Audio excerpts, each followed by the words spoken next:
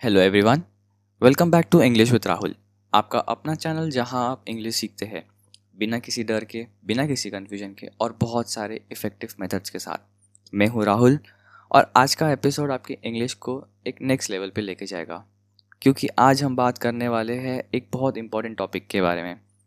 अपनी ओपिनियन देना और डिसअग्री करना, बट इंग्लिश में। दोस्तों, कभी सोचा है कितनी बार ऐसा हुआ है कि आप कुछ बोलना चाह रहे हो, आपके अंदर कुछ सोच है, नहीं यार ये गलत है, मैं इससे अग्री नहीं करता, मेरा अलग ख्याल है, पर चुप रह गए क्योंकि इंग्लिश में कैसे बोलते हैं ये नहीं पता। ये सिचुएशन आज ख़त्म होगी। आज हम सीखेंगे अपने ओपिनियन कॉन्फिडेंटली देना, किसी से पोलाइटली डिसएग्री करना, अपनी बात को क्लियरली एक्सप्रेस करना और अग्रीमेंट के बिना अपनी पॉइंट रखना। ये बहुत इंपॉर्टेंट स्किल है इंग्लिश में और ये आपकी लाइफ बदल सकता है। ऑफिस में, कॉलेज में, सब जगह ये काम में आता है। तो नोटबुक और पेन ले लो, चलो शुरू करें। इम्पॉर्टेंट बात इसमें एक है, हमें अग्रेसिव नहीं होना है, हमें असर्टिव होना है। इसका क्या मीनिंग है? असर्टिव का मीनिंग सिंपल है, क्लियरली बोलना है, कॉन्फिडेंटली बोलना है और रिस्पेक्टफुली बोलना है, ना कि अग्रेसिव हो गए। अग्रेसिव का कैसा होता है? लाउडली, रूडली, बिना रिस्पेक्ट के बोलना। आज हम असर्टिव इंग्लिश सीखेंगे, ठीक है? हमारा गोल्डन रूल सिंपल है, एक ही रूल है, लिसन, रिपीट एंड प्रैक्टिस। सुनो, साथ में रिपीट करो और प्रैक्टिस करो। Section 1, giving your opinion. पहले सीखते हैं अपने ओपिनियन देना। बहुत सारे लोग आई थिंक पे ही रुक जाते हैं, उसके बाद क्या बोलना है वहाँ फंस जाते हैं। Phrase 1, in my opinion this is the best approach. मतलब मेरे ख्याल में ये सबसे अच्छा तरीका है। रिपीट करो, in my opinion this is the best approach. Phrase 2, I think we should try a different method. Meaning, मुझे लगता है हमें एक अलग तरीका ट्राई करना चाहिए। रिपीट करो, I think we should try a different method. Phrase 3, from my point of view this decision makes sense. Meaning, मेरे नज़रिए में ये डिसीजन समझ में आता है। रिपीट करो, from my point of view this decision makes sense. Phrase 4, personally I feel that we need more time.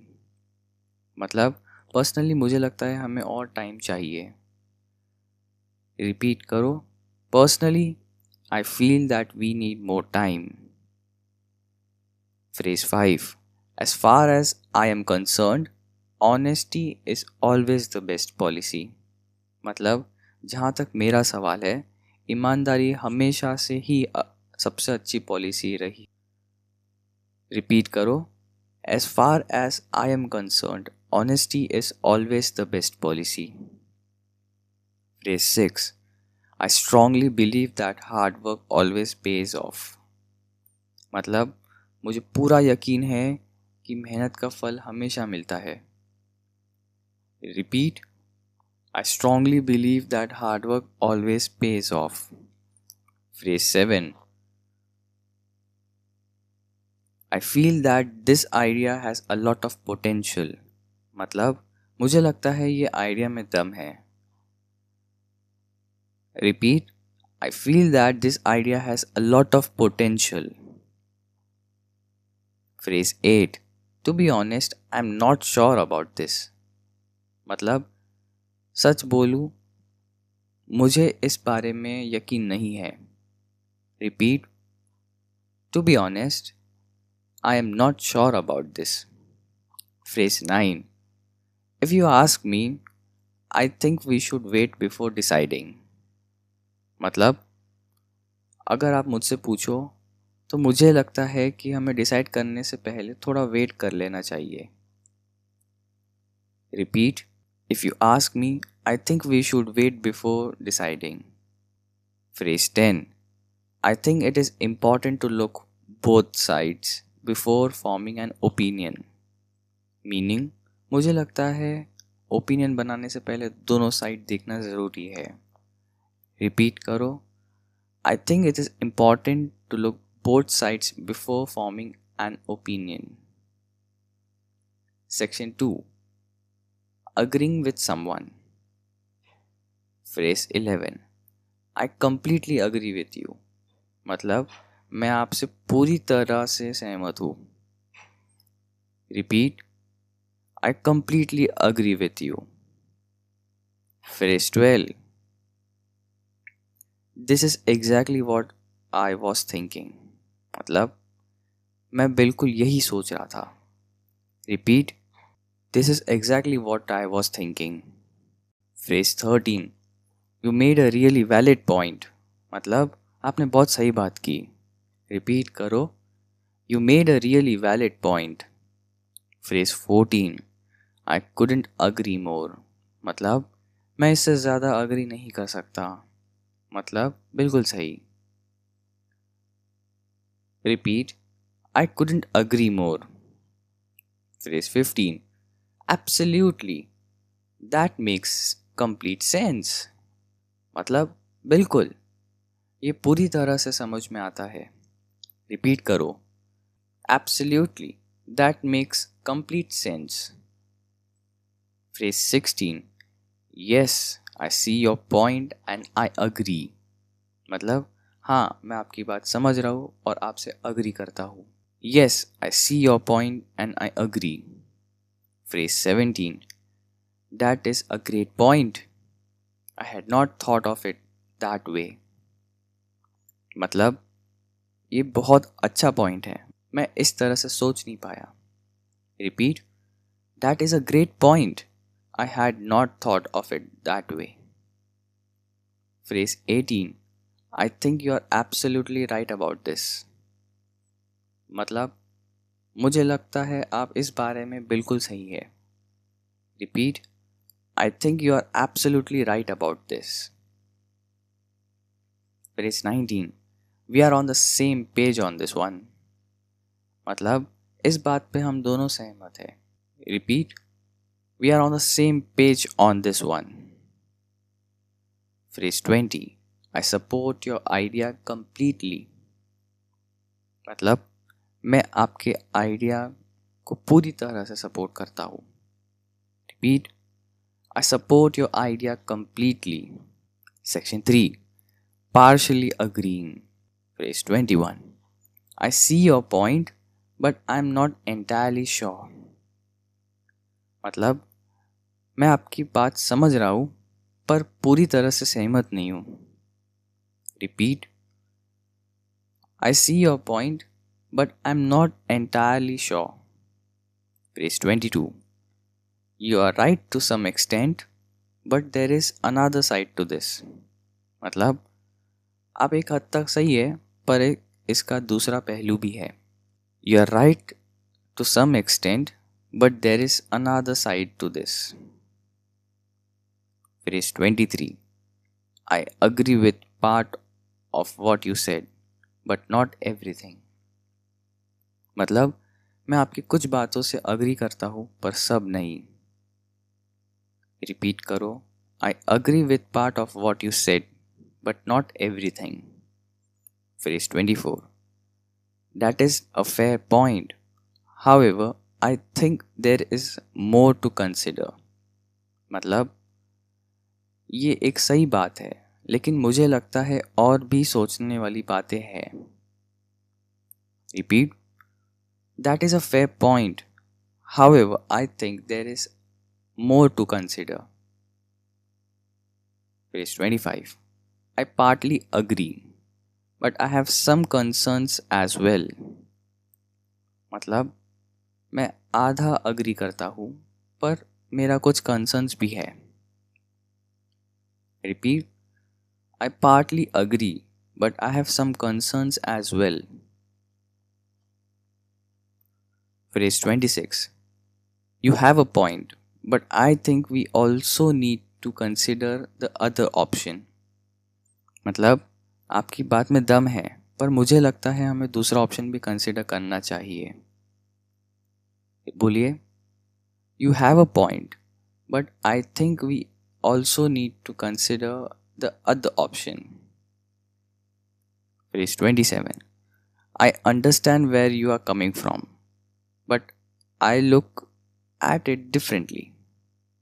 मतलब मैं समझता हूँ आप कहाँ से सोच रहे हैं, पर मैं इसे अलग तरीके से देखता हूँ। Repeat. I understand where you are coming from, but I look at it differently. Phrase 28. Both opinions have their advantages. It is hard to choose just one.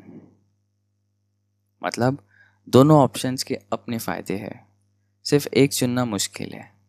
Repeat, both options have their advantages, it is difficult to choose just once. Section 4, disagreeing politely. Disagree करना गलत बात नहीं है, गलत है rudely disagree करना।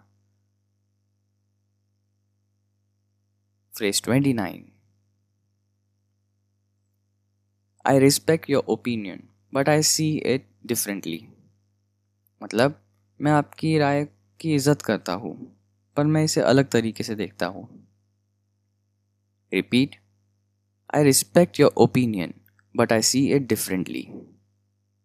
Phrase 30, I am afraid I disagree with that point. मतलब मुझे अफसोस है पर मैं इस बात पे अग्री नहीं करता हूँ। Repeat, I am afraid I disagree with that point. Phrase 31, I understand your view but I have a different perspective. मतलब मैं आपका नज़रिया समझता हूँ, पर मेरा अलग नज़रिया है। Repeat, I understand your view but I have a different perspective. Phrase 32. With all due respect, I think that may not be correct. मतलब पूरी इज्जत के साथ मुझे लगता है ये सही नहीं हो सकता।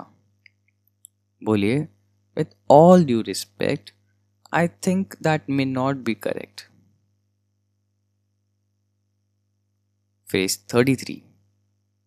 I hear what you are saying, but I'm not convinced. मतलब मैं आपकी बात सुन रहा हूँ, पर मैं कन्विंस्ड नहीं हूँ। Repeat, I hear what you are saying, but I am not convinced.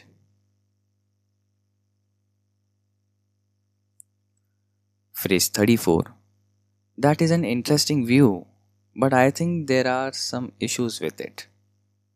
मतलब ये एक इंटरेस्टिंग व्यू है, पर मुझे लगता है इसमें कुछ इश्यूज भी है। रिपीट करो, That is an interesting view, but I think there are some issues with it. Phrase 35. I'm not sure I agree with that. Can you explain more? Meaning, मुझे नहीं लगता मैं इस बात से अग्री करता हूँ, क्या आप थोड़ा और एक्सप्लेन कर सकते हैं? रिपीट करो, I am not sure I agree with that, can you explain more? Phrase 36. I think there might be a better way to look at this. मतलब मुझे लगता है इसे देखने का एक और अच्छा तरीका हो सकता है। रिपीट करो, I think there might be a better way to look at this. Phrase 37. I see it from a completely different angle. मतलब मैं इसे बिल्कुल अलग एंगल से देखता हूँ। रिपीट करो, I see it from a completely different angle. Phrase 38. I would have to disagree on this one respectfully. मतलब इस बात से मुझे रिस्पेक्टफुली डिसअग्री करना पड़ रहा है। Repeat, I would have to disagree on this one respectfully. Section 5. Asking for someone's opinion. Opinion लेना उतना ही इम्पॉर्टेंट है जितना ओपिनियन देना है। ये फ्रेजेस तब काम आती है जब आप दूसरों की राय जानना चाहते हो। Phrase 39, what do you think about this, मतलब आप इस बारे में क्या सोचते हो। Repeat, what do you think about this. Phrase 40, what is your opinion on this matter, मतलब इस मैटर पे आपकी क्या राय है। Repeat, what is your opinion on this matter. Phrase 41, do you agree with me what I said, मतलब क्या आप मेरी बात से अग्री करते हैं। Repeat, do you agree with what I said. Phrase 42, how do you feel about this idea, मतलब इस आइडिया के बारे में आप क्या सोचते हैं। Repeat, how do you feel about this idea. Phrase 43, I would love to hear your thoughts on this, मतलब मैं आपके थॉट्स के बारे में सुनना चाहता हूँ इस बारे में। Repeat, I would love to hear your thoughts on this. Phrase 44, what are your views on this topic, मतलब इस टॉपिक पे आपका क्या व्यूज़ है। Repeat, what are your views on this topic. Phrase 45, do you have any thoughts on what I just said, meaning जो मैंने अभी कहा उस पे आपको कोई थॉट्स है। Repeat, do you have any thoughts on what I just said. Phrase 46, would you like to share your perspective, मतलब क्या आप आपका पॉइंट ऑफ व्यू देना चाहोगे। Repeat, would you like to share your perspective. Section 6, making your point stronger, कभी कभी सिर्फ opinion देना काफ़ी नहीं होता, आपको आपकी बात सपोर्ट करनी पड़ती है। ये फ्रेजेस तब काम आती है। Phrase 47, let me give you an example to explain my point, मतलब अपनी बात समझाने के लिए मैं एक एग्जाम्पल देता हूँ। Repeat, let me give you an example to explain my point. Phrase 48, the reason I say this because, मतलब मैं ये इसलिए बोल रहा हूँ क्योंकि।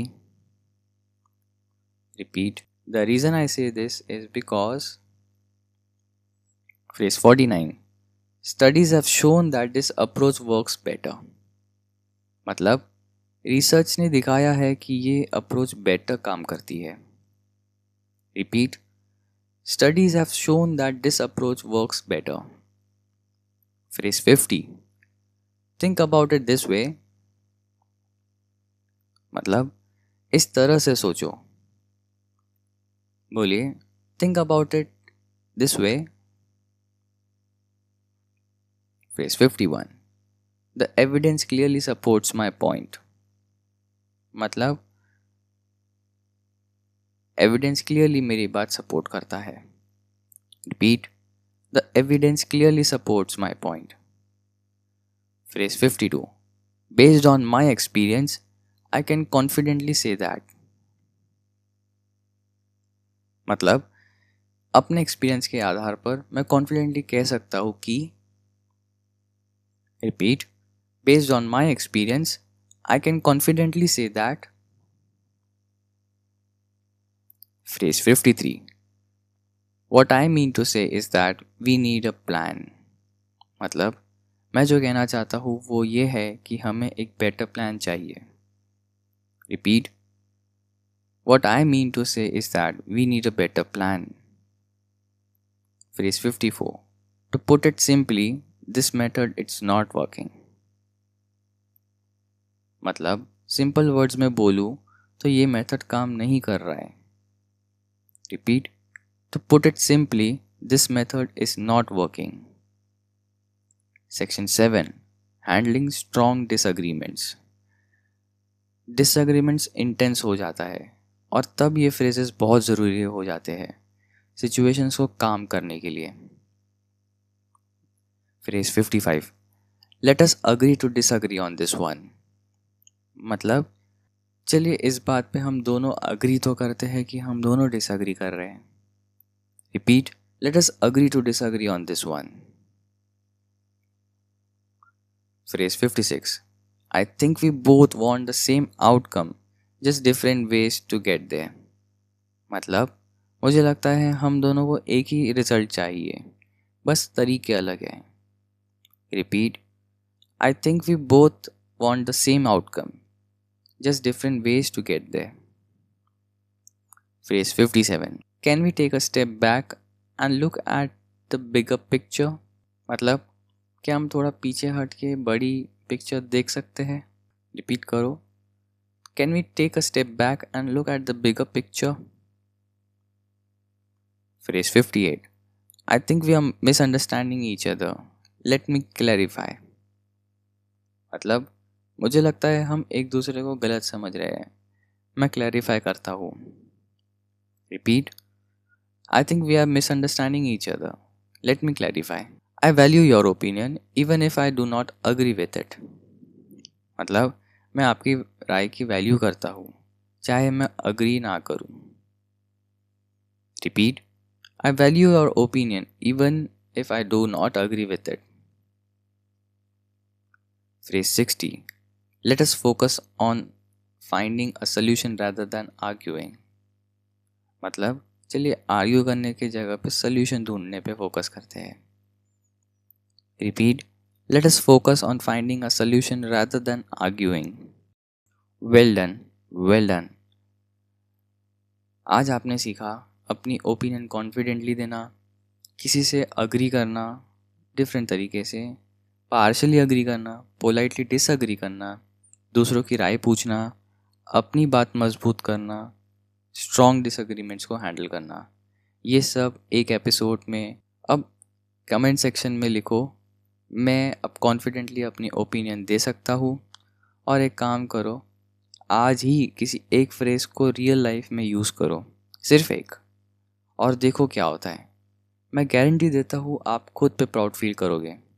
तो इस वीडियो को लाइक करो, चैनल को सब्सक्राइब करो और अपने उन दोस्तों को भेजो जो हमेशा चुप रहते हैं क्योंकि इंग्लिश नहीं आती. उन्हें भी ये चैनल चाहिए. मैं हूँ राहुल और ये है इंग्लिश विद राहुल. मिलते हैं अगली वीडियो में. तब तक keep growing, keep learning and keep smiling. Bye for now. Thank you.